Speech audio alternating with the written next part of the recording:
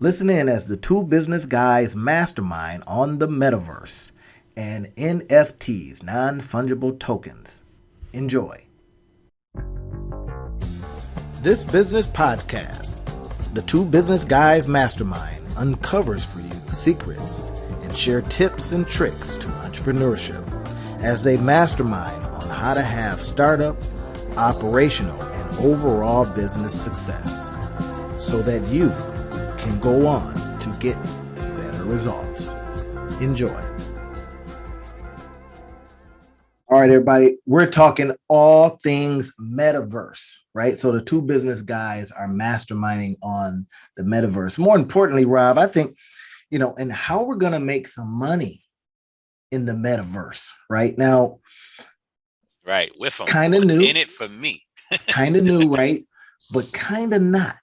You have when you think about metaverse, you think about all things virtual, right? And the things that and areas and how you can make money in the metaverse, whether you're on a video game and you're making money in it for buying things, right? Or you're building stuff that's kind of been around. But then when Facebook changed their name to Meta, well, that opened up some stuff, right? They were listening to Mark Zuckerberg talk about the metaverse, and people start going, and of course, once marketers like me get a hold of the metaverse, right, we're gonna wear that thing out as much as we possibly can. So I was doing some research the other day, Rob, and I'm trying to find URLs, domain names with meta in it, gone. And I read that a lot of Chinese business people have just gone through and tried to buy everything they can, starting to do to get licenses and all kinds of stuff, man, to protect themselves with regard to buying things and creating businesses and all that kind of stuff with all things meta. So that made me kind of go, I think the two business guys need to get on this and talk about it so we can be of value to the people that listen to us. And at the same time, see if, we need to spin some stuff up in the metaverse or to take advantage of it. So, what kind of thoughts have you had around this, or information have you had around metaverse and all things meta that, we could bring to our people? I think that it's an important topic to be talked about. And I think, when we were talking about this off camera, with any type of trend that comes up, I'm a history buff. Like I go and I look at, when I look at military history, when I look at, the history of conquerors. I used to be a Spanish teacher. So when I looked at the conquistadors and the conquest of the New World, I looked back at I would teach my kids about the conquest of the Moors into from Northern Africa into Europe. Mm-hmm. And it's important to see cycles, right? These things, there's a verse in the Bible that says there's nothing new under the sun, right? And just to remember that these things happen over and over again, because I think a lot of times what we get caught up in is, oh my God, this is new. It's never been done before. Right. And I'm like, even if the thing has never been done before, the system that's bringing the thing to you is the same system. And so I would say to most people as we begin, because there's a lot of stuff. I mean, if you ever seen Steven Spielberg did a movie, Ready Player One, which was just amazing in how it really kind of gave us a vision of what this new world could look like. And one of the key things that was interesting about that verse, right, that metaverse, if you would, was that you had to constantly buy stuff in order, just like you was in the regular world, just like you got to do in the metaverse. In order to power up, in order to do all that stuff, you could find stuff and you could do stuff, but you had to buy stuff. If you look at a lot of these games that are out, like my wife plays a lot of the, like Candy Crush and whatever it is where you match in different colors, and like she's got 15 of those different games and card games and stuff. The money isn't made in the game. The money is made in giving you cheat codes and power ups and all the rest of that. That's right. And so I guess my thing would be to everybody, as you're looking at this, yes, it's going to change. Yes, it's going to be different. But here's the things that are going to remain constant.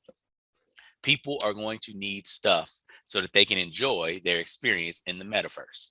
If you can be the purveyor of that stuff, you can make lots of money, even if you don't own nothing in the metaverse. And if you don't believe me, go back to the iPhone. Think about how many people got rich making apps for the iPhone. That's it. Yep. And that's the direction I'm going for. Is it doesn't matter what's coming. is, can you, spin up that interesting thing that makes it stickier, right? So that accessory, what is going to be your accessory? I mean, and it's really funny, Rob, when we're thinking about these new things and we go, wait a minute, can we put the same kind of business modeling to this new thing, right? In other words, can you bring something, bring it to it, find the people that are doing something kind of consistent, right? Find your customer first, make them thirsty, and then get them to drink whatever you have. Right. So, and okay, we're getting a little, Spengali here, but that's what it comes down to, right? Yeah. It doesn't matter what they call it. They call the internet, and people are like, what is this internet thing? Right. Right. And then you go, oh, wait a minute. This is where stuff is built. This is where your business can live. This is where, you see what I mean? Metaverse is going to be a destination. Exactly. And your job as a business owner is going to be, how do you make people's lives easier in the metaverse? And I mean, I remember back, and this is what, 97, I think summer of 97. I'm a freshman, just finished my freshman year of college. I am in the computer lab, because this is before everybody even had personal computers and everything. We had, well-off people had their own computers. I had like a hand-me-down computer that was like, it had maybe 8 bits of memory or whatever. So I would go to the library to do all the real computing that I needed to do. And we're in there, and I'm learning HTML code and building websites as a fad. And here's what I learned during that summer. HTML code is hard, and it takes a long time to type a whole bunch of stuff to make simple stuff happen, right? At least it did, 20 years ago. Now, here was the interesting thing. If you look today, the companies that are making the most money in the internet space are the companies that make it easy for you to build a website, to access the internet, right? Because people are willing to pay for that access. And it goes back, and we were talking about this off camera. I tell you, you can go all the way back to the gold rush of 1849, right? Where the 49ers get their names from. The interesting thing about the gold rush of 1849 is the stories that you hear are about the guys who struck it big and made off and had millions of dollars. But those were 1 in 1,000, 1 in 10,000. Yeah. But interestingly enough, every one of those shop owners got rich. How is that, everybody? Right. The old money in San Francisco, the old money, if you go back and trace the money in the West, in California, much of that old money is to the people who supplied jeans. Ever heard of Levi Strauss? Right? Jeans, picks, shovels, axes, all those different types of things, all of the implements of gold mining. Those people had a steady stream, because here's the interesting thing. Even though 1 out of 1,000 people that went to look for gold found gold, 1,000 out of 1,000 people that went to look for gold needed an axe, needed a pickaxe, needed a shovel, needed a sifter. Needed a satchel. Right? So if I sell those things, I got 1,000 customers. That's right. And sometimes of those 1,000 customers, they'll break stuff. So they'll need another one.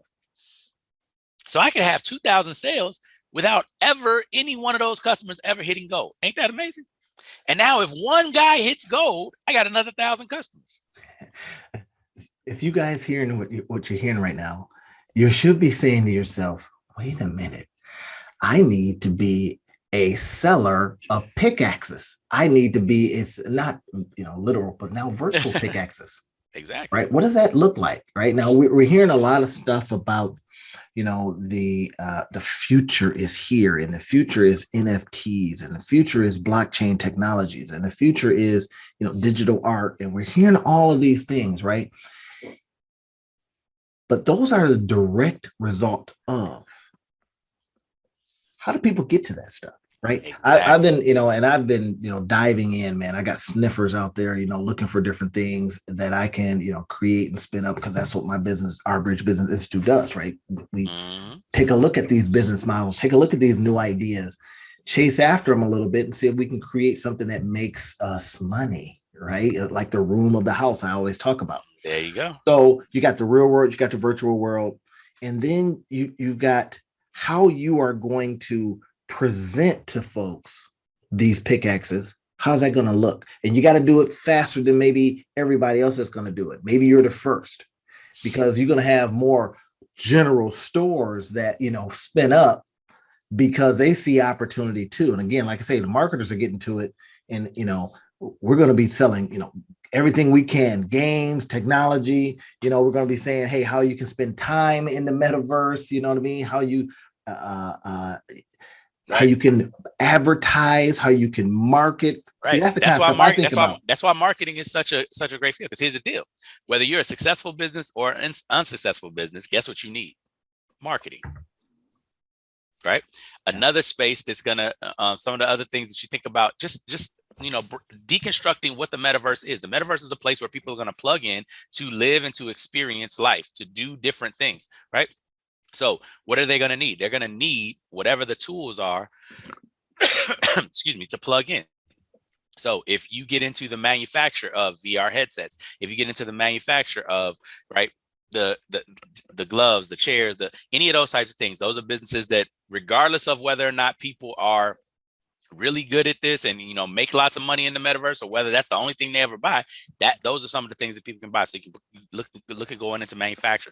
But also remember, in the ads, or not the ads, the apps that are going to be available, how can you make their experience of the metaverse easier? What is the one thing that you can spin up that is simple, right? I mean, it doesn't have to be anything crazy. Think about Snapchat and Instagram and the way that they came about. One of the biggest things that hit them, and now is in every different platform that you can think of, is filters.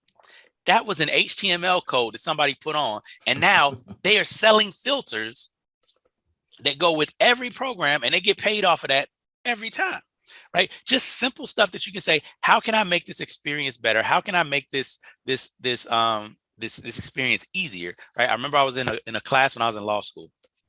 And it was, we had a bunch of venture capitalists that came in and talked about kind of what are the businesses that they invest in. And one of the guys that came in was a guy that he had founded OkCupid, which they then sold to Match.com for $50 million, right? And one of the things that he had talked about was, whenever they go into any type of business venture or area, what he looks for is one of three things. Number one, can we do it better, right? Better quality, right? Or better experience. Number two, can we do it faster? Or number three, can we do it cheaper?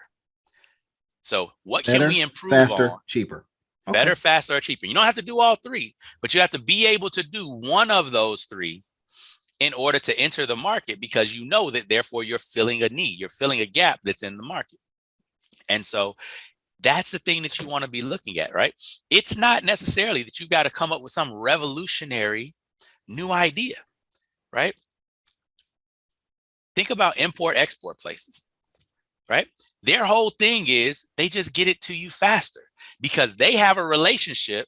So they're importing and exporting all the time. So you just have to go to the store and shop instead of having to wait 6 weeks for it to come from wherever it's coming from in the world. They're not creating anything new. That's right. Those types of businesses don't traffic in any original creation. All they did is cultivated a relationship so that when you want it, you can come get it in a day, 2 days, 3 days, instead of in 6 weeks. That's all. Man. Just good stuff. So you guys are hearing this, right? So think about it, right? And I'm looking right now at just some examples, right? So we got metaverse retail. It's like, wait a minute, what is that? Well, you figure it out. Metaverse retail, right? Metaverse real estate. Metaverse. What else I got? Metaverse reality. It's like, wait a minute. I see this now. Imagine if you're writing blogs about this. It's new. You can probably rank faster and easier on the search index, right? Because you're going to be putting stuff out there that maybe a lot of people haven't heard of, but a lot of people are searching for it. When I looked at this search, how many times metaverse is being searched? It's being searched at 110,000 times a month, right? That, and it wasn't terribly competitive. So you could rank in there. You start putting some of these keywords together. Now, these are all for my content entrepreneurs out there, right? Of which I'm one. And you start thinking about, all right, I'm writing about this. You could write about the metaverse experience. What has it been like for you? And you just spinning up these articles about that. And then, of course, you're going to have your links just like you would in any affiliate marketing or content marketing approach, right?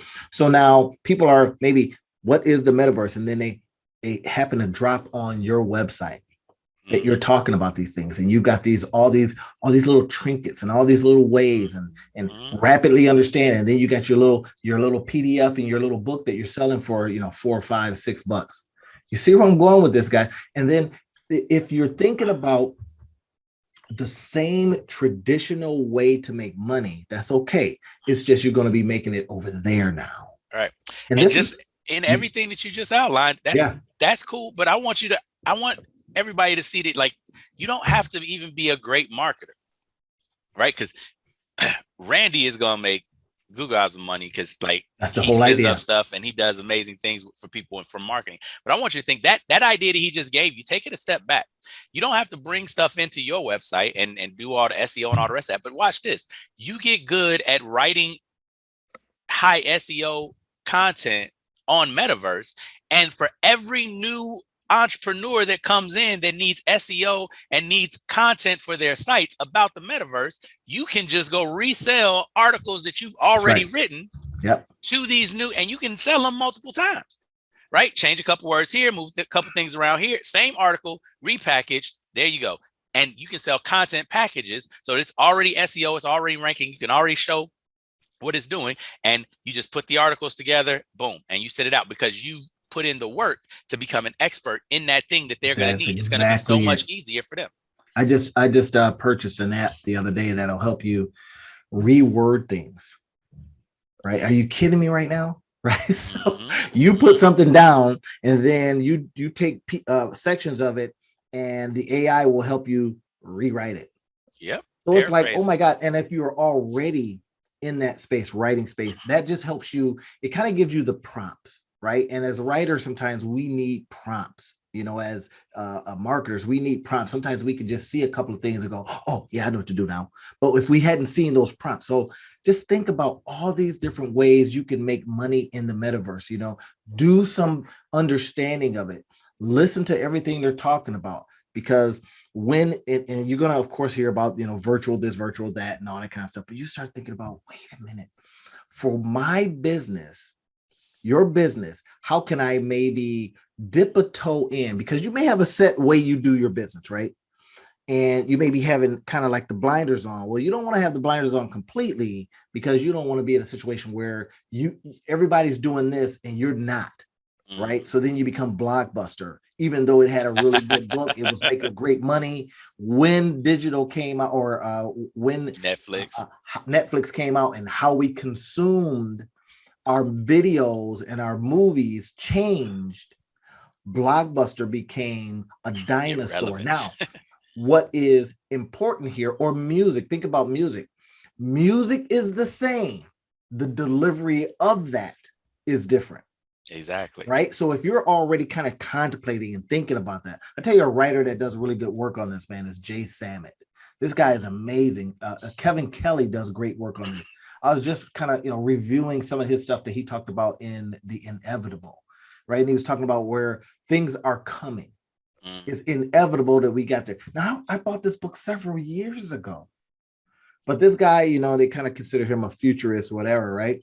And he was able to see in, and as I'm looking back at that stuff and seeing what's happening now, dude was spot on, right? And Jay Samit, the work that he does, he is in that space, and he's always, he's contacted first by business people to say, hey, can you help me in this area? So I'm sure he's really, really busy. But these are some examples that help you start thinking about what's coming very, very quickly. And then being able to look at your business and say, can we dip a little bit of a toe in? Put a couple people on it. Hey, go find out about this metaverse stuff, and how we can, be a part of it, how we can earn a couple of coins from it. Exactly. And then maybe even give them, hey, listen, if you guys go and, spin this up, we can call it your division. And then there, your division, and then you can become the CEO of that division. So now they have a different interest in it, right? Oh yeah, they're going to run it. And if it becomes the thing that outpaces what you're doing in your business, well, the adjustment and the shift is easier for you, because you kind of dip your toe in, as opposed to just having the blinders on, saying, you know what, I don't want to know anything else. I don't want to do another business model. It's already hard with the one I got. I'm telling you, you're going to have the ground just crumble underneath you if you're not doing these kind of things. So we think the metaverse offers tremendous opportunities, of course, in virtual reality, and of course, in augmented reality. That's kind of the idea, right? The Internet of Things. You've been hearing about that for a long time. Well, now that connectivity. I was just reading about a guy who was, or a huge company that just bought a company that spins up digital sneakers, and that company, y'all know who I'm talking about, right? They just bought for millions of dollars. Now this company is brand new. We're not talking, 2016. This company was spun up like 2 years ago, but Nike goes in, buys them up because they see where things going. Now, what is that going to cause? Well, that's going to cause, Adidas to do something, and everybody else that's in the shoe business to look and say, well, wait a minute, what are you talking about, virtual shoes? Yep. And I mean, because there's already marketplaces that exist. And this is the thing that I think is so important in what we're talking about, right? And I'm gonna be cliche again, but right, the more things change, the more things stay the same. This metaverse transition, right? Simon Sinek talks about it, and I can't remember the book that it's originally in, but it's basically the wave of innovation. Tipping Point talks about it, right? The wave of innovation. So you have your innovators, the people who are way ahead of the curve. They see stuff like they're the futurists. They see things before they happen. Then you have your first adopters. Yeah. Those are the people that like to have the new. Whatever the new is, they always got it. They got them fresh shoes, that fresh hairstyle that ain't nobody had before, the purse, the stuff from Italy, whatever it is, they always got the new tech thing, the new whatever. Those are the people that was, that was getting iPhones before you had to stand in line for them. You know what I'm saying? Exactly. So but that's always about 10% of the population, right? It kind of from about like 3% to 10% of the population is where you start getting to this point where they talk about the tipping point. And once you get past that 10%, once you get past that, and remember, 90% of people are like, what's this thing? Y'all crazy over there, right? But once you get to about that 10%, that's where that tipping point happens, where you have your first wave of adopters, right? So not your first adopters, but your first wave of kind of commercial adopters. And that goes quick, right? That's where that exponential growth comes, because it happens in 5 to 10 years. Everybody seems to have one, right? First wave and second wave, that's about 68% of the population. And then it's ubiquitous. Everybody has it, right? And then you got those people that they still got, the only reason that they don't have right, the only reason they don't got a rotary dial phone is because they don't make them no more, right? Like that you'll deal with them. But the basic thing that you want to look at is, right, pay attention to those people that that are first adopters, that are innovators, right? Look and see what they're doing, where they're at, right? Because if you do, you'll see that in the gaming world, right, they've been ahead of this whole moving to virtual and all the rest of that for 20 years, right? Right now, I'm having to hold back my kids of getting into online gaming and all the rest of that type of stuff because of the fact that I'm like, I don't know enough about it, and I know a lot about cyber stuff, and I don't want your ignorance and growing up with completely, like they grow up talking to Alexa and Siri and all the rest of that, and I'm still doing stuff manually on my phone. I know that they have a completely different relationship to this technology, but they also are still young, so they don't have an understanding of how to be circumspect, how to be wary, how to make sure they're safe. So, but I can tell you, for at least 5 years, you've been able to buy all kind of crazy stuff on like NBA Live and NBA 2K. Like you can buy shoes, you can buy jerseys, you can buy extra coin, all this type of stuff, and it's just like hook up your bank account. They've been doing this. So already, and now already when the word comes out, they're saying, think about it, metaverse. So these things, like Rob is saying, are already being done. Now somebody's just trying to make it all the time.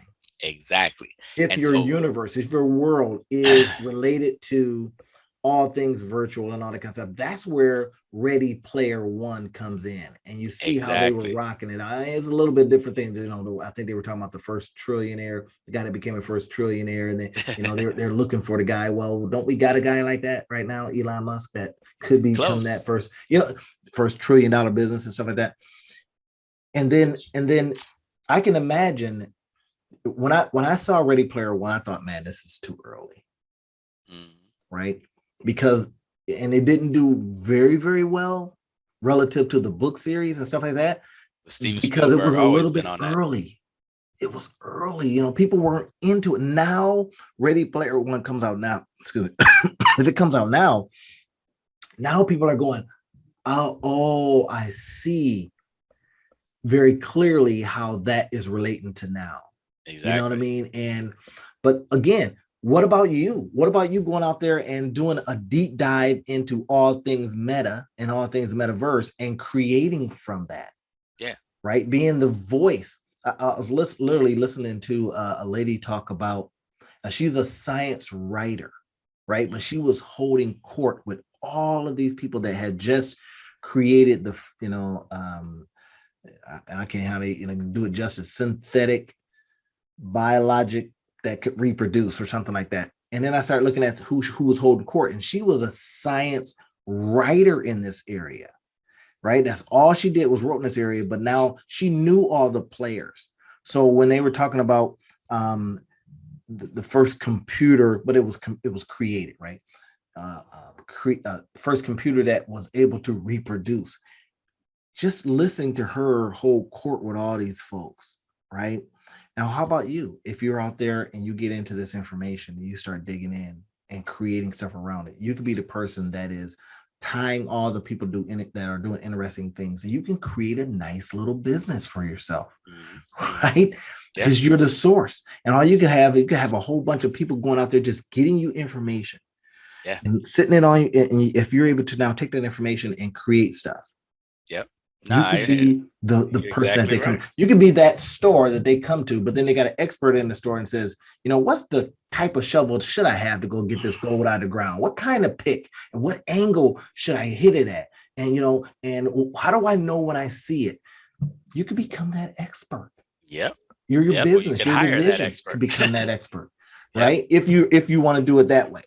And then of course, when you hire the expert, somebody's got to be the expert. Right. And now you've got a nice little business for yourself in an area that you may have not known anything about 6 months prior. And this is the beauty of it, right? Because I think that one of the things that I know for me, especially when I was a younger entrepreneur, one of the things that was always kind of an impediment to getting into stuff was feeling like I got to learn a whole nother thing. I got to go and start from the bottom again. And the thing that I want to kind of impress upon everybody that's listening today is you don't have to go about it that way, right? Now, don't get me wrong. If you're going to do, excuse me, if you're going to do the big, amazing, transformational stuff, eventually you're going to have to learn something new. You got to tweak something new. But I want you to start where you are. What's the business that you have right now? What do you do right now? Do you sell cupcakes? Do you sell shoes? Do you do any type of consulting? Do sell beads, cupcake and beads. Beads and cupcakes, right? But what do you do in the real world, right?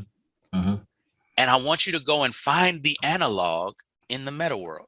You don't have to create it. You don't have to come up with it. Just go find where somebody else is doing it in the meta world. Because here's the beauty of the knowledge that you already have from the real world. If you're good at it in the real world, and you're competing with other people who are good at it in the real world, guess what? Same people as the people that you're competing with in the meta world. And if you're better at it on average than the people in the real world, you can probably bring something over to the meta world and do the same thing. Little tweak, get you a technical person that can help you out with that. But now you have your same business. You can start building money in what is largely a bluer ocean than your real world. And then you can start, because you get there early, right? I just want you to go back and look at video games when they first came out. Atari was a world beater. And if you go back and look at the original Atari games, like, it's crazy. And so when you look at what Nintendo did when they pulled from Atari, like Nintendo blew Atari out of the water but if you go back and look at the original Nintendo games, they weren't leaps and bounds and amazingness. And like, it was block characters. They could just move, and they took it and moved it just a little bit. Now you look at it and you can put your face in the game and you can do this is, 30 years later. But if you go back to the beginning, it wasn't as if you needed to be stupendous to make a lot of money. You just need to be a little bit better than what was there. And so I want to give you all kind of that encouragement that, like, don't feel like you got to go and reinvent the wheel or come up with the next $1 billion idea. I love what Steve Harvey says with this. He's like, if you've got a $10 idea, make that $10 idea 10 times. Now you got a $100 idea. Now that with that $100 idea, make that $100 idea 10 more times. Now you got a $1,000 idea. Make that 10 more times. You got a $10,000 idea. 10 more times. You got a $100,000 idea. 10 more times. You got $1 million idea. But you never created $1 million idea. You did an inferior idea a lot of times. See that? Look at that. I was just use another one of my, tools that let me see into what people are searching for, right? Which is the best way to start a business. See what people are searching for, start a business around it, and just deliver it to them, right? And I went global. 60.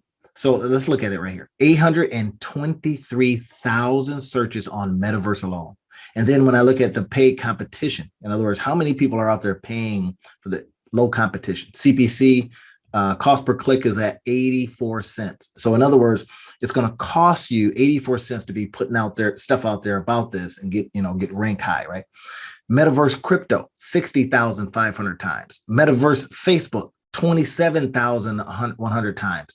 Metaverse coin, 60,500 monthly volume people. Now this is global. If I went United States, then it would be something different.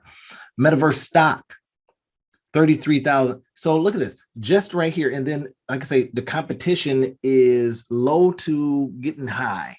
But now you're jumping in. Metaverse NFTs, 12,100 times being searched for. So you just put Metaverse in front of it and then go Metaverse something, right? Metaverse drinks, I don't know. And see if you can now start creating content around that. Spin up a YouTube channel. I was helping a lady yesterday, man, start her YouTube channel, right? Really, really simple stuff. She said, do I need a license for that? No, you don't need a license for that. The little things that, you might not know. Well, because I now know that you don't, I was able to help her, right? And get paid as a result of it. Mm-hmm. So at Metaverse ETFs, electronic trading funds, right? So all this kind of stuff, Metaverse Zuckerberg, somebody searching for that guy. 2,900 times. So in your articles, you're now putting this stuff in here, right? And of course, hey, look, if you want the two business guys to, mastermind on some other things on how you can specifically spin these things, just give us a call, send us an email, DM us, whatever you need to do, because we'll come in and we'll talk about this stuff, or we'll do a special deal for you and help you now transition what your business may be doing. And so that it can align itself with what everybody else is doing. You're doing this and everybody else is doing this. So we can come in and help you connect. Right. Help you not be the next Blockbuster. See, yeah, exactly. We don't want you being Blockbuster. You know what I mean? We want you to be in music. We want you to be in movies and wherever the platform, right? And this is what we do. Go out there and check things out, mastermind on it. See if there's ways we can share stuff with you guys. See if there's ways that we can, and we create in our own sense, separately and sometimes together with stuff, right?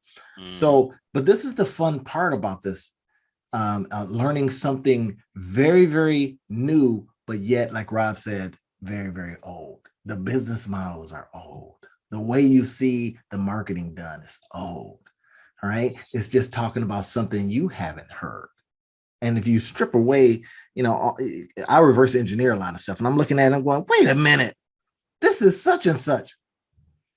Once you strip away all of the wrappings around it, all the fancy words and all the prettiness around it, you go, man, it's the same old pig, right? And then you go, oh, I know how to deal with the same old pig. There you Same go. concept with, like, you think about NFTs, you think about Bitcoins, you think about all the cryptocurrencies, right? And there's about 2,000 of them right now. I'm tracking about 250 of them, and they spin up every single day. But the point is, it is a means by which, if you think about blockchain and you think about the internet, the blockchain is another way to put information on, goods on. It's just tracked differently. Now, I think about a person that is in the cybersecurity space, right? And you think about your blockchain, your wallet being affected.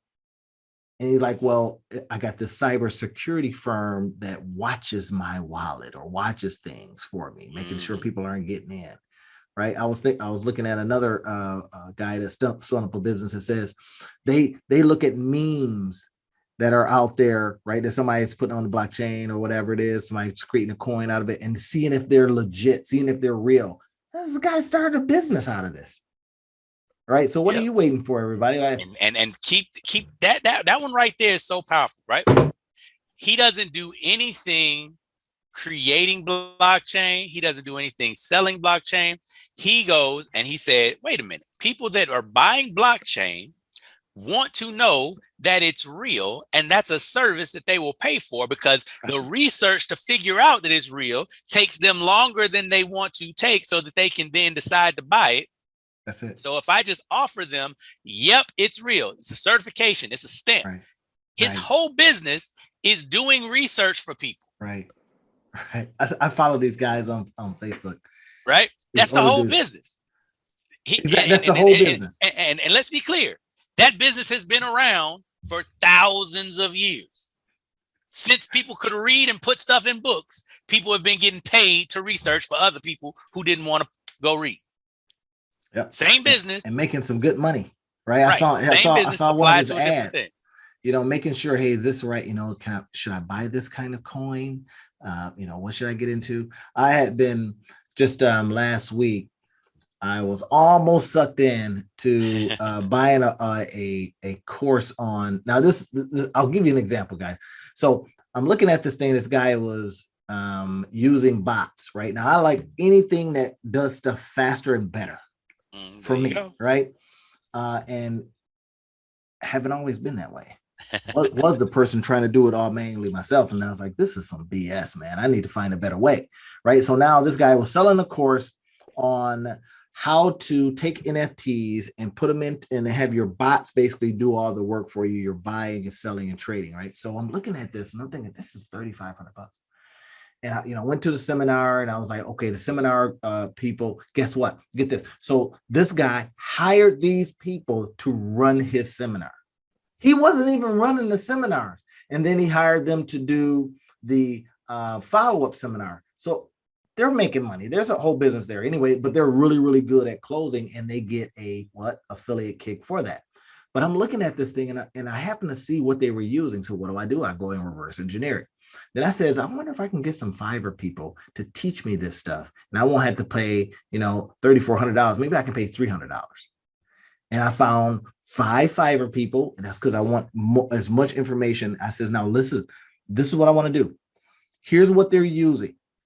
It happens to be Bitsgap, right? They're using that particular bot to create. Now you got to go on and exchange and all this kind of stuff. You see it just in understanding it enough, I'm able to go, oh, I can put what I know about this and apply it to this, right? And so, and they were like, oh yeah, absolutely. So for like $20 each, I've got 5 people teaching me, and I'm able to save myself a whole lot of money. And the guy was like, well, they're using Bitsgap, and that's not the best one for, dollar or a dollar cost averaging. And I'm thinking, now I know those terms, right? Because that's old. Yes. Dollar cost averaging, right? They tell you don't jump into the market with a lump, dollar cost average it into the market. So you go, wait a minute, this stuff isn't new. This pig just got lipstick on it, right? And that's what we're saying to you guys is like, as you think about this new stuff that's coming, and you think about your experiences with it. If you have any kind of experience, you can look and go, this is the same as such. And if you were pretty decent at that, you might be okay with this. And because this is new, you can get really good at it. So I started looking at it, talking to a couple of friends that are kind of like in the trading space and stuff like that. Even talked to some of the Forex traders and says, you know what? And they were like, oh, that's kind of like what we do here. But we use a different kind of system.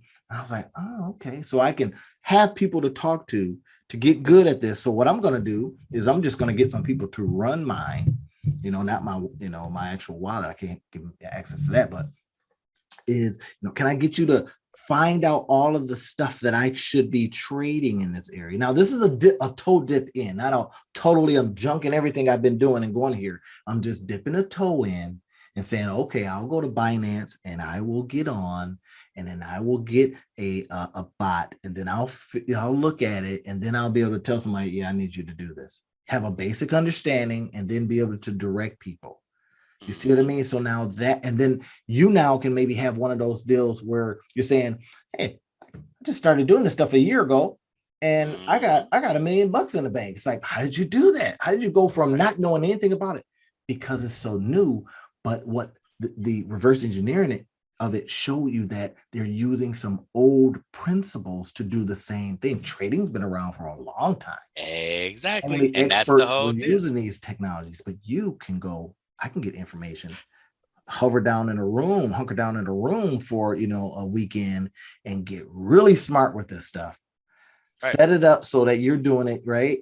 It's because of building upon the knowledge that you already have. What so many people do is they discount what they already know. And that's the reason why when I first started out, I wanted you all to start where you are, because the knowledge that you have is extremely important to where you're going. Right. I think that it's a lot of times what we see this brave new world. Like go back to the pioneers, right? When the West was conquered, right? When people were going west, the people who were the best at being kind of the leading expeditions and leading people over to the West, who were they? They were people who already lived out there and hunted and trapped and fished and were mountain men. And why were they the best at it? Because that's what they did every day anyway. They just figured out a different way to get paid for it. They used to only get paid for it when they brought back, pelts and skins and hats. Now they got paid for it just for walking. It's like, what? I can go and do what I just did, fighting lions and tigers and bears. Oh my. And all I got to do now is just ride in the front wagon and tell y'all where to go. Perfect. Exactly. But it was the same knowledge. Think about that. They didn't create anything new. This is why when they talk about this is a fun time to be alive, an exciting time to be alive, it's because of stuff like this. Yes. That you can spin something up, you can become an expert in it, and then a guide, right? So from a marketing standpoint, they talk about and check these analogies. They say it's okay, you need to be the seller of a shovel. You need to be a guide, right? And then you need to maybe sell people a map. And then if they really want you to, go with them to the dig, well, that's like the big course you sell them. Exactly. Right? A map, a shovel. Hey, you're gonna need a map to get there. Let me show you. And about when you get there, you want to use this tool, right? And then, you need somebody to take you where to go with your shovel and map, or using your map. Okay, I can do that. Right. So look at those 3 points of getting paid. Right. The map bearer, the shovel seller, and the guide, if you so desire. And then if they say, we would really like you to participate in this dig, you go, that'll cost you a lot of money. Right. And right. So now that's 4 ways to get paid for every person that's going. Right. And the beauty of it is that's 4, right. And that's the reason, that's how this stuff happens, right? That's how big money is made. The big thing that is, it doesn't matter what you're in. If you're in real estate, you don't see people who are flipping properties doing that for years and years and years. You see people flip properties to stack up cash so they can buy passive income properties, which are properties where people rent and pay them money. And they hire out everything about the property except for collecting a check, right? I remember I was a landlord for 10 years. That was the best thing. I could be anywhere in the country, and my property management company would send me a check every month after they had done all the stuff they need to do with my tenant. It was easy. Like, they're done that, everybody. Right? Like you know this. You've had a lot. Like I want everybody to get to the understanding of, you want to figure out how to get paid multiple times, but the game, and Robert Kiyosaki lays it out in Rich Dad Poor Dad and Cash Flow Quadrant. The game is getting from the point where you're getting paid for what you actively do to where you're getting paid for something that you have in place that you can pay other people to do, right? And investing is the top of the game, because really, breaking this down really quickly for everybody, all an investment is this. You say, here's some money for you to go do whatever it is that you do. And when you go make money, you bring me back a little bit extra on what I gave you. So you're literally paying somebody else to run a company and make money and just give you a little bit back on the top. That is how you then begin to make money in your sleep, because you don't have to do anything other than give the money. That's it. That's like that Metaverse ETF. Right? Exactly. It's a fund, and you buy into the fund. Metaverse stock, right? Even Metaverse coin. I would even venture to say, who is starting something in this area that you say, I don't know anything about it. Well, I don't need to. I just need to invest in somebody who does. Exactly. Right? And once you can get to that level, that's a whole other transition. So in this space, I want you all to know, like, that's where we're going. So I don't want you to get, bent out of shape about it and trying to get there right now. There's stages to this, right? Right now, you're in that business stage. You get paid for what you do. You either get paid for what you do because you're working for somebody, or you get paid for what you do because you have a business and people pay you to do it. But the big thing that we're talking about, we'll go into this a little bit more in depth as we talk about, we're going to do another series on, right, moving from entrepreneur to business owner and moving from business owner to mogul, right? But in this space, one of the things that is important to understand is that there's other steps, right? I remember Stephen Covey talked about this in the 7 Habits of Highly Effective People. In America, so often we get focused on independence. We get focused on being our own boss. We get focused on being able to do what we want to do, as if that's the pinnacle. And the problem with that is, when you're independent, while that is possibly the freest life you will live, that is also the most burdensome and unfree life you will live. And the reason why is because the obligations of independence are borne solely by you. And so you have to be on alert for everything. It's like what it is when you're a small business owner. When you're the only person managing your store, you're actually at work 24/7.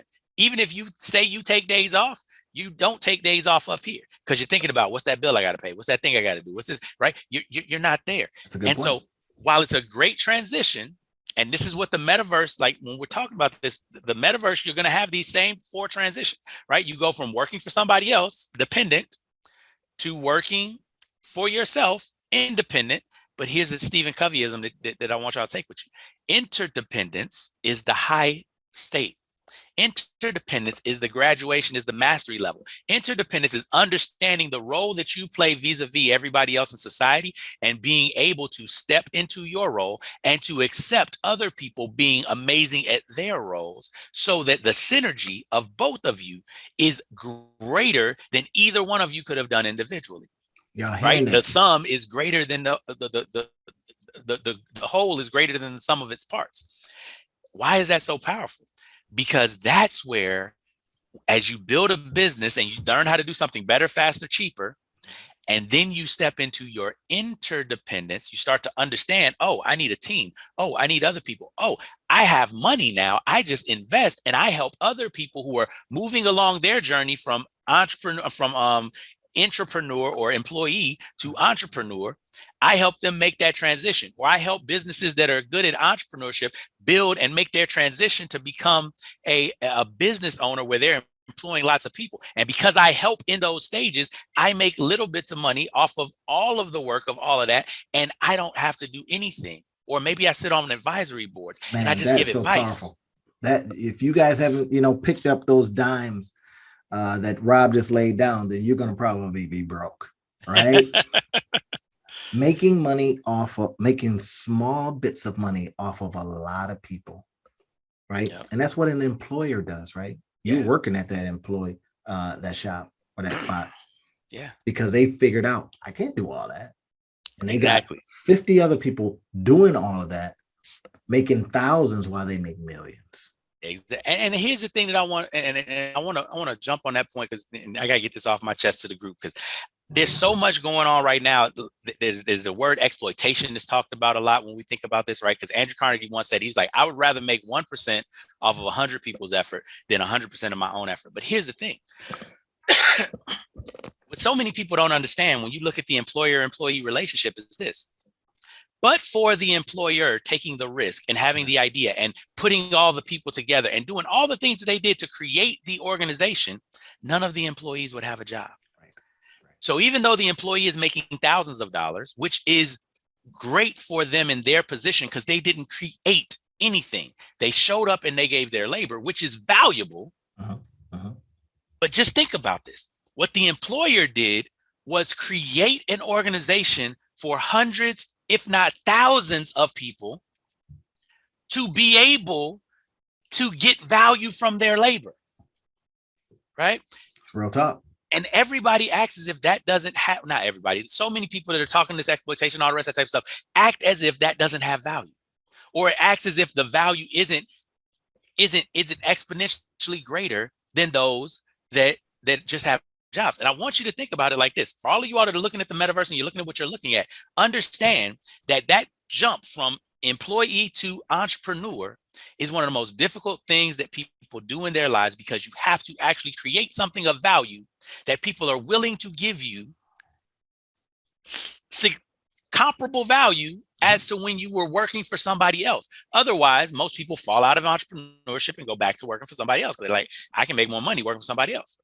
And it's much easier, right? It's much easier, right? So when you look at it from that perspective, that it is so difficult to make the jump to say, here's what my value is, and I can go get it in the marketplace, then how valuable is it that somebody creates a job where you don't have to do that, where all you have to do is go and interview with them and they see your value and they've already created the position that can pay you your value. That's it. And then when those same folks that are complaining, sometimes when they create their own business and then they have to hire somebody, aren't you kind of doing the same thing to them? And that's the reason why I wanted to bring this up, Randy, because it's a block to a lot of entrepreneurs, that stinking thinking of there's exploitation. And then on the flip side, well, I'm paying them more than they're worth. No. Understand something. You have to see it from a bigger place. You have to see that what you're paying them is what allows you to not do that work. And that's the value of it. But similarly, you have to realize that they are there because you created this thing, right? And so don't allow it to be a block. Don't feel like you figure out what it's worth. And this is a numbers game. It's not an emotions question. It's none of that. You have to figure out what it's worth, and then you have to negotiate. I know that, one of my employees, one of the big things that I did for negotiations, I was like, what do you need to make so that you don't have to have any other jobs?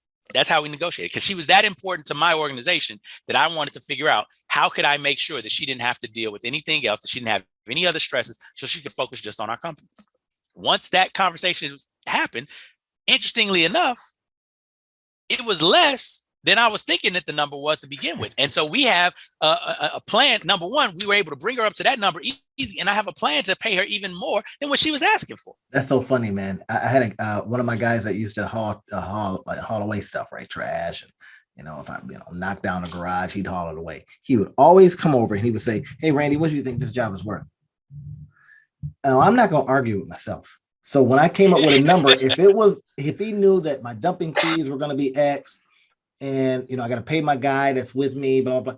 If he knew that number was way higher than he would have known, he says, oh, okay, I'll do it. Right. And I used to think to myself, that was so brilliant, because I'm not going to argue with myself. Mm-hmm. I just negotiated with me like you did with this lady. She negotiated. She saw, hey, this is what I need.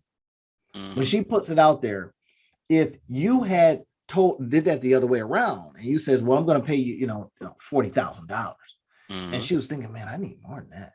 But if she comes up with that number, then you just go, it's under X. So yes, you get Y. Right? Exactly. So now think about this, everybody, as we close up here in talking about how you can now make money in the metaverse. right? We've given you some frameworks to think about, and we've given you some jump off points.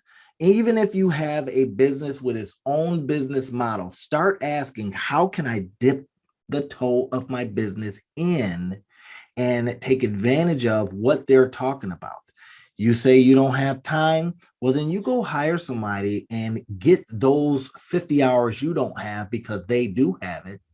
Y'all hearing what I just said here, right? They bring you more hours into your business when you hire a thing out. And you don't have to do it as an employee. I was talking to somebody the other day and they were like, oh, I got to get 2 more employees. I says, do you really? Right. Or do you just have to get 2 more or 1 more person or company to do that same work? You can pull them off the shelf and put them back. That's that fractional CMO, right? Fractional CMO or fractional whatever. I take a portion, I pull it off, I use it, and then I put it back. I need it 3 months later, great. But now you don't have an employee sitting around here that you have to tell what to do. So, I mean, do it the way you want to. It's the difference between, and it's important to point out, it's a difference between going to Costco and going to the grocery store, right?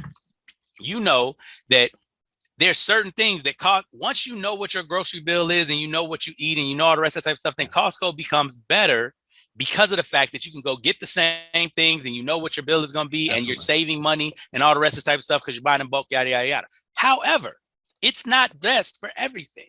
If you're just having this dinner and you just want something for this weekend, going to Costco, probably not a good idea. If you just are trying a new diet out and you don't know if you like these foods, going to Costco is not a good idea because you're going to have to get a whole bunch of them, right?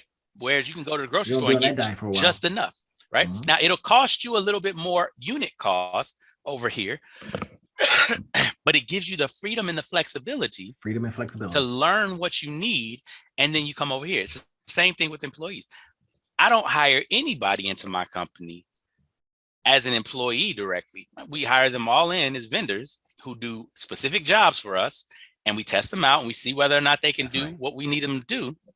And then throughout their onboarding period, right? Because a lot of the stuff, we're in a growth phase right now. A lot of stuff we're figuring out, do we even need that position, let alone that individual, right? And so we're testing out this position to see if it works with our structure. So while we're testing it, we're paying a little bit more of a premium. We're paying for better expertise and all the rest of that, but we're learning a lot about what we need. But trust, once we figure out, yes, this is definitely what we need, then we pivot and we hire that in as an employee.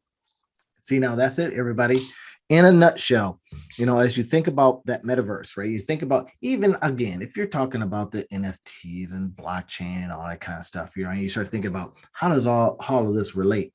Well, it's digital real estate, baby. It's the stuff that I dived into 3 or 4 years ago when it wasn't very popular. And now that it got popular, and now people, when they're asking me about it, I can go, yeah, I know a little bit about that. And then I dipped my toe in, and now I can talk about how you create these digital pieces of real estate. And this is what the metaverse allows: multiple ways to have digital pieces of real estate, whether it's virtual or augmented, however it is, right? And then you now to participate in that and create some good money for yourself. That's what we wish for you, everybody. We want your comments. Talk about it. Drop some stuff down in the comments about what your experiences are in the metaverse. Are you scared of it, or are you totally jumping in, or are you dipping a toe? Right? Let us know. Give us a holler about this and share your thoughts. And we will, if you want us to do some more work on this, because you're curious, we'll find out in those comments and in your emails and stuff like that you just send us. Rob, you want to leave them with something from before we take off here? Yeah, I think the biggest thing, again, go back to the beginning of this, where I talk, there's nothing new under the sun. The more things change, the more they stay the same. Remember that, don't get overwhelmed by all this new stuff, right? Understand that there are patterns that you can find, that you've already found. If you're, especially for those successful entrepreneurs that we have out there that listen to the channel, know that you've already gotten good at this. Know that you're just looking for the patterns. And once you can find the patterns, right? The fundamentals are the fundamentals for a reason. And the fundamentals are going to be the fundamentals of the metaverse. So don't get overwhelmed by everything that's out there. I promise that if you just stick with the fundamentals, you can figure out things. And for the things that you need help with, that's where you go and you find other experts who are a little bit ahead of you, right? I love the concept of expert, right? Expert just means somebody that knows more than you. And that's the thing that you really need to be clear on, because there's varying degrees of experts, but certain people don't need, you know, a super expert. If you get somebody that's an astrophysicist, or that's a computer science PhD that created their own interweb, or whatever the case may be, the level that they're talking on versus the level that you're listening on, not even in the same room. Not gonna match. Right? You need somebody that's right here, and then you come up and you get somebody that's right here, and you come up and get somebody that's right here. And that will allow you to not feel so overwhelmed by everything that you're doing. When I was just starting my business, I had business owners and I had mentors that had built 6-figure businesses, right? And 7-figure businesses. Now that I have a 6-figure business, I have mentors that have built 7 and 8-figure businesses. When I have a 7-figure business, right, in the next couple of years, we'll have mentors that have built 8 and 9-figure businesses. Yeah. And that's I don't listen to a lot of the stuff that the billionaires are talking about yet, because unless they talking about fundamentals, it doesn't apply to where I'm at. Exactly. Right. You're punching too high above your weight. Exactly. You know what I mean? You're going to get punched out. Right. So don't get overwhelmed by what you have to do. Slow and steady wins the race. Be consistent. The most powerful force on the earth is the force of compounding interest. That's because it's just consistent. Yep, and if you do small little things over time, that consistency will yield you great results. There it is, everybody. So, hey, listen, you've heard the two business guys talk about the metaverse. You know, the two business guys are going to be masterminding on all things crypto. We're going to be masterminding on all things Bitcoin coming up and how it can relate to your business. So stay tuned, and we'll talk to you next time. Thanks again, Rob. Man, I appreciate you today. We awesome, I think shared some really cool things and gave some tips I think people can act on today. And that's what we hope for you. Act on it. Awesome. Next time. Have a great one, everybody. Have a great holiday. All right.